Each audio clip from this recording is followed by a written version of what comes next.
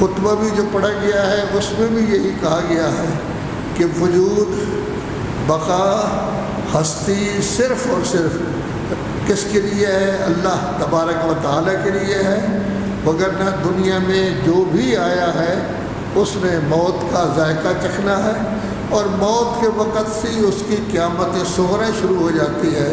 پھر جب سب کو اٹھایا جائے گا تو وہ قیامت در حقیقت قیامت کبریٰ ہوگی۔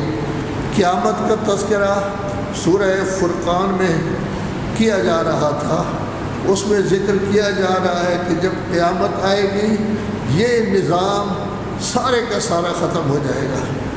یعنی کیا کیا جائے گا؟ آسمان یہ جتنے بھی ہیں لپیٹ لیے جائیں گے، ستارے بے نور ہو جائیں گے، سمندروں میں آگ لگ جائے گی، دریا ریزہ روزہ ہو جائیں گے۔ بعض جگہ کہا گیا ہے دریا اس طرح ہو جائیں گے جیسے دھنی ہوئی روئی ہوتی ہے اور وہ اڑ رہی ہوتی ہے، اسی طرح فضا میں اڑ رہے ہوں گے۔ تو گویا آسمانی کرات سارے کے سارے تباہ ہو جائیں گے، اور تباہی کے بعد جو بادل پیدا ہوں گے وہ بادل بھی تباہ ہو جائیں گے، آسمانی کرات بھی تباہ ہو جائیں گے، ان کا تذکرہ تک نہیں رہے گا۔ اور کفار عام طور پر کہتے تھے کہ اگر اللہ تبارک و تعالیٰ نے آپ کو مبلغ بنا کر بھیجنا تھا تو آپ کی بجائے فرشتوں کو بھیج دیتا۔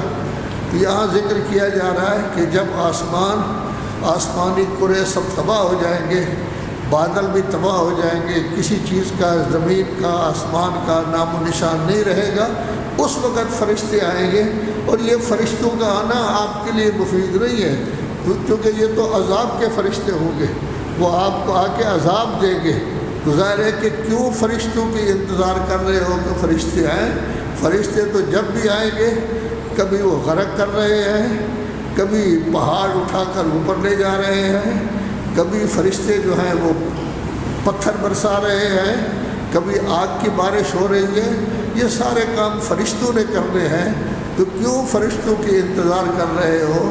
جب یہ سارے کا سارا نظام لپیٹ دیا جائے گا، آسمانی کرات بھی نہیں ہوں گے، زمین بھی نہیں ہوگی، کچھ بھی نہیں ہوگا، اس وقت کیا صورتحال ہوگی؟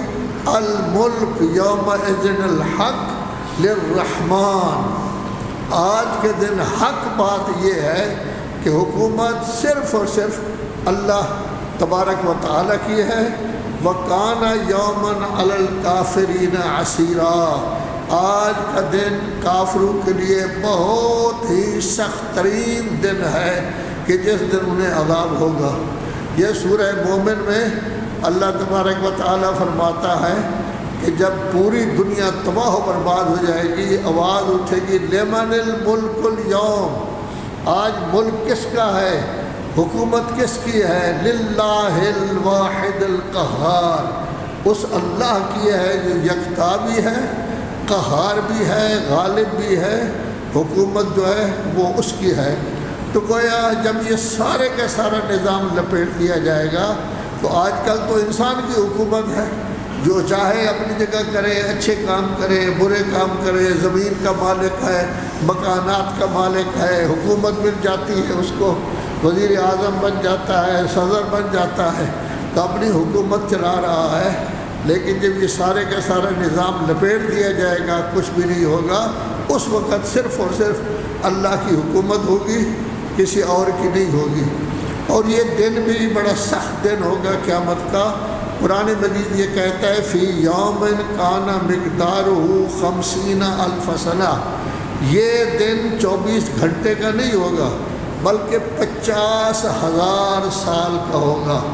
اور دنیا میں جب آدمی رہ رہا ہے، کسی تکلیف میں مبتلا ہو، کبھی سفارشی مل جاتا ہے، کبھی مدد کرنے والا مل جاتا ہے، کبھی تعاون کرنے والا مل جاتا ہے، لیکن جب قیامت کا دن ہوگا تقطعت بہم الاسباب، سارے کے سارے وسیلے کٹ جائیں گے، کسی کا کوئی وسیلہ نہیں ہوگا، کسی کی مدد کرنے والا کوئی نہیں ہوگا، بلکہ حالت یہ ہوگی ما اغنی عنہ مالہ وما کسب، جتنا مال آپ نے کما کے رکھا ہوا ہے، یہ صورت تبت میں ہے جس میں ابو لہب کا ذکر ہے، یہ مال کسی قسم کا فائدہ نہیں دے گا۔ یوم لا یغنی مولا عن مولا شیئا، کوئی آپ کا سربراہ ایسا نہیں ہوگا جو آپ کو کسی قسم کا فائدہ دے سکے، بلکہ کسی میں جرأت ہی نہیں ہوگی کہ آپ کسی کی سفارش کر سکے۔ من ذا الذی یشفع عندہ الا بإذنہ، جب تک اللہ تبارک و تعالیٰ کسی کو اذن نہ دے اس وقت تک سفارش بھی نہیں ہو سکتی، اذن نہیں دیا جائے گا۔ لوگوں کی حالت اس وقت یہ ہوگی، بلکہ سب انبیاء اولیاء سب جھکائے ہوئے اس وقت کھڑے ہوں گے اور حکومت صرف اور صرف اللہ تبارک و تعالیٰ کی ہوگی۔ تو گویا جب قیامت کا دن ہوگا یہ نظام آسمانی زمین کا سارے کا سارا ختم ہو جائے گا، اس کا وجود تک نہیں رہے گا۔ اب ظاہر ہے کہ دنیا میں آدمی رہ رہا ہے، زیادہ تر خرابی انسان میں جو ہوتی ہے یا اچھائی وہ معاشرے کے اثرات اپنی جگہ پر ہوتے ہیں۔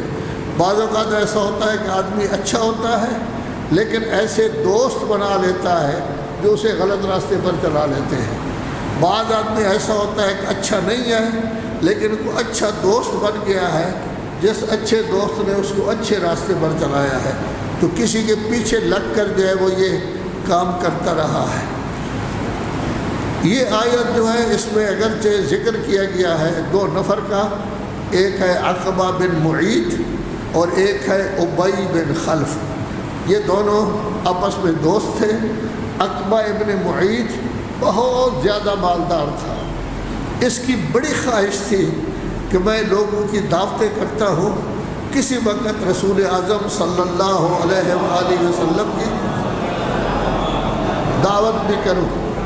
تو اس نے رسول اعظم صلی اللہ علیہ وآلہ وسلم کی دعوت کی، حضرت نے دعوت قبول کر لی، لیکن فرمایا کہ دیکھ تو مجھے دعوت کر رہا ہے، تو مشرک ہے، کافر ہے، تیری دعوت کھانے تو میرے لیے ناجائز ہے، جب تک کلمہ شہادت نہیں کہے گا اس وقت تک میں تیری دعوت نہیں کھا سکتا۔ اب دعوت تیار ہے، لوگ بیٹھے ہوئے ہیں، رسول اللہ نے یہ کلمہ فرمایا، اب وہ محسوس کر رہا ہے کہ میں اگر اس وقت کلمہ شہادت نہیں پڑھتا، اتنی بڑی شخصیت میرے دسترخوان پر بیٹھنے کے لیے تیار نہیں، اور یہ میری توہین ہے کہ اتنی بڑی شخصیت میرے دسترخوان پر نہ بیٹھے، لذا اس نے کلمہ شہادتین پڑھ لیا۔ تو کلمہ شہادتین پڑھا، حضور نے اس دعوت کو قبول کیا۔ ابی بن خلف ملا اس کو، کہنے لگا یہ آپ نے کیا کیا؟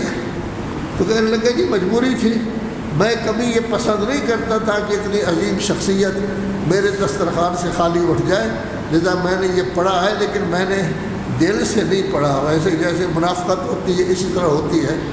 تو جب قیامت کا دن ہوگا، اور یہ قاعدہ یہ ہے کوئی آیت قرآن بھی ہو وہ صرف عقبہ بن معیط کے بارے میں نہیں، ہر دوست جو دوسرے دوست کو خراب کرے اس پر بھی وہ صادق آتی ہے۔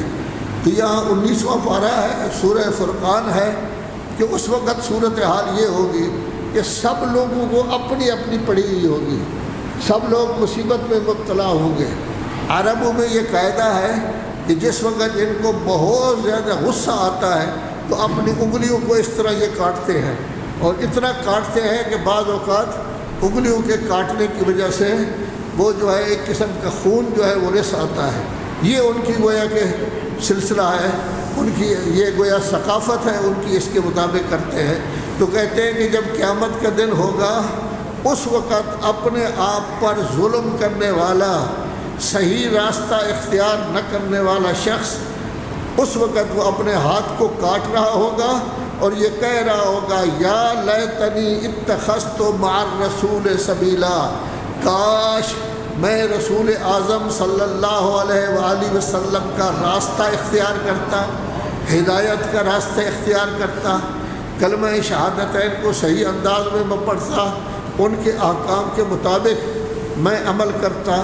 یا ویلتا لیتنی لم اتخذ فلانا خلیلا، ہے افسوس میں فلاں شخص کو اپنا دوست نہ بناتا، اس دوست نے صحیح راستہ سے مجھے بھٹکا دیا ہے، صحیح راستے پر میں نہیں چل سکا۔ لقد اضلنی عن ذکر، نصیحت آ چکی تھی، قرآن مجید آ چکا تھا، میں اچھا بن گیا تھا لیکن اس نے مجھے گمراہ کر دیا اس ذکر سے بعد اذ جاءنی، جبکہ یہ نصیحت میرے پاس آ چکی تھی۔ اور اصل بات یہ ہے کہ کان الشیطان للانسان خذولا، شیطان انسان کو رسوا کرنے والا ہے۔ تو شیطان نے میرے دوست کو رسوا کیا، میرے دوست نے مجھے رسوا کیا، میں نے رسول اللہ کا راستہ اختیار نہیں کیا، دوسرے راستے کو میں نے لے لیا ہے۔ تو گویا کوئی دوست بھی ہو جس نے اس طرح کا کام کیا ہو، خواہ وہ عقبہ بن معیط ہو، ابی بن خلف ہو یا دوسرے لوگ ہوں، جس شخص نے بھی دوستی کی وجہ سے آ کر اپنے آپ کو خراب کیا ہے، گمراہ راستہ اختیار کیا ہے، قیامت کے دن وہ اپنے ہاتھوں کو کاٹ رہا ہوگا اور کہہ رہا ہوگا کہ کاش میں اس طرح کا کام نہ کرتا جس کام نے مجھے تباہ و برباد کر دیا ہے، ذلیل کر دیا ہے۔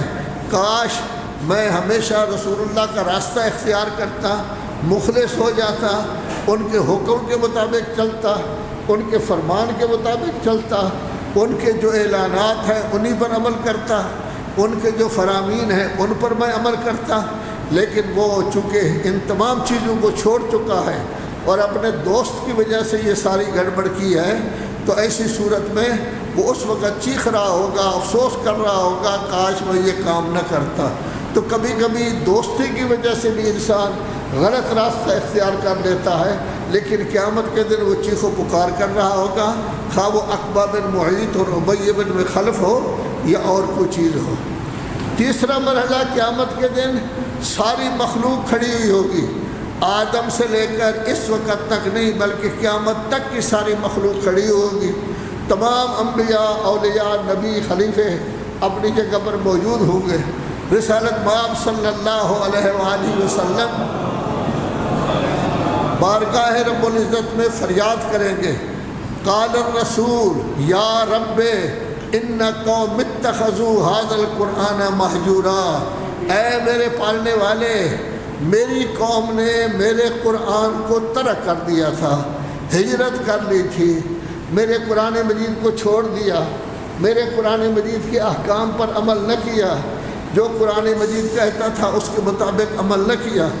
تو گویا یہ علامت ہے اس بات کی کہ مسلمانوں نے اگرچہ ایک ارب سے زیادہ ان کی تعداد ہے اور دوسرے لوگوں نے اصلاً قرآن مجید کو صحیح طور پر قبول نہیں کیا۔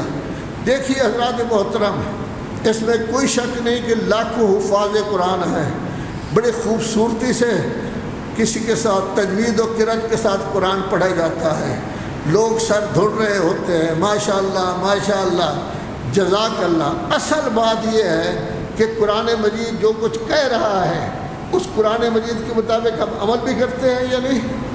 قرآن مجید کو سمجھ کر ہم اس کے کہنے کے مطابق چلتے ہیں، اپنی زندگی قرآن مجید کے مطابق ہم نے ڈھالی ہوئی ہے، اپنے تمام معاملات قرآن مجید کے حکم کے مطابق ہم چلا رہے ہیں۔